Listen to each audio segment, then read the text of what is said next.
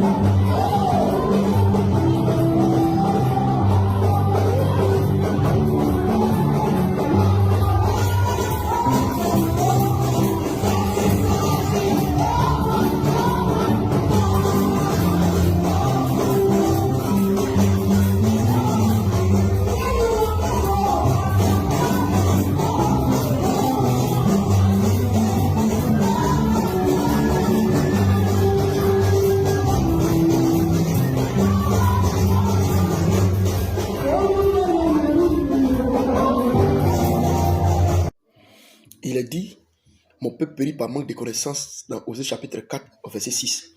C'est en réalité, c'est une vérité, une réalité que nous vivons tous les jours. Aujourd'hui, quand ce que vous venez de voir là, certaines personnes appellent ça acte prophétique. Pourtant, sans le savoir, ils prennent des démons avec ces des pratiques-là. Je vous explique. Depuis l'Ancien Testament, il écrit que Dieu demandait à ce que dans le temple, on puisse prendre des parfums odorifiants, pas pour délivrer quelqu'un, mais mettre ça sur le sacrifice souvent. Mettre ça sur le sacrifice pour que ça soit un parfum, une bonne odeur dans le sacrifice.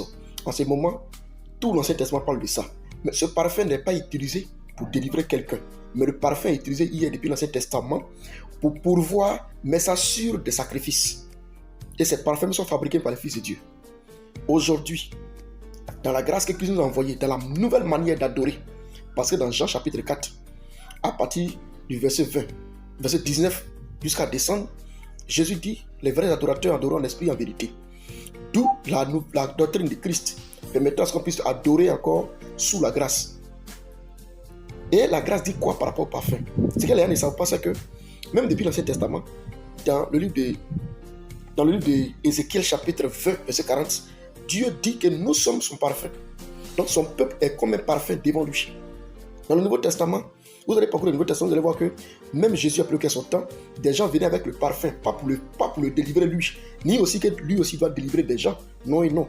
Mais ces parfums sont utilisés pour mettre ça sur lui, des parfums chers, pour mettre ça sur lui, pour montrer aussi la manière de l'aimer. En aucun cas dans la Bible, il y a des parfums de délivrance. On vous a menti. Alors, s'il n'y a pas de parfums de délivrance, pourquoi les gens utilisent ça aujourd'hui pour pouvoir mettre sur vous et puis vous trembler? Dans le parfum, il y a quoi? Les gens diront qu'il y a l'onction dans le parfum. Mais il y a quelle onction dans le parfum? Jésus a appelé le Christ, n'a pas montré l'exemple pour qu'on mette les parfums sur nous-mêmes, pour qu'on puisse tomber en onction. Pourquoi les apôtres aussi n'ont pas pu faire ça? Pour vous dire quoi? Toute pratique que Jésus-Christ n'a pas montré, que les apôtres n'ont pas fait, il n'y a rien de nouveau sous le soleil, la Bible dit. Mais comment se fait qu'il y a des pratiques aujourd'hui, les gens appellent ça pratique prophétique, pourtant on ne voit pas un petit exemple dans la Bible. Pourtant nous sommes chrétiens. Le parfum, quand on prend le livre de Philippiens 4, 18, le parfum typifie les œuvres de l'homme. Il n'est pas dit le parfum veut dire, mais typifie. Le parfum est comme, nous le parfum est symbolique, c'est comme les œuvres de l'homme. Quand on prend Apocalypse chapitre 5, verset 8, le parfum là-bas, il est dit que c'est les prières des saints qui est comme le parfum devant Dieu.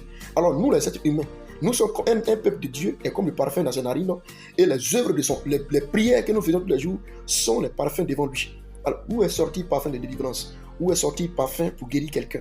Où ça y est? Vous voyez? Et c'est comme ça les gens font, ils prennent des démons.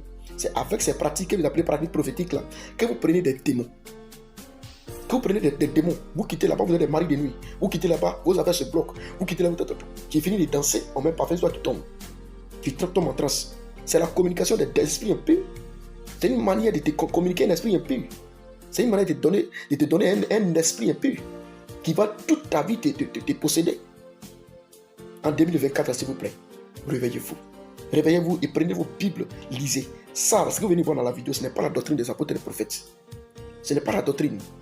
Ce n'est pas des pratiques à applaudir ou bien à accepter. Vous devez les dénoncer.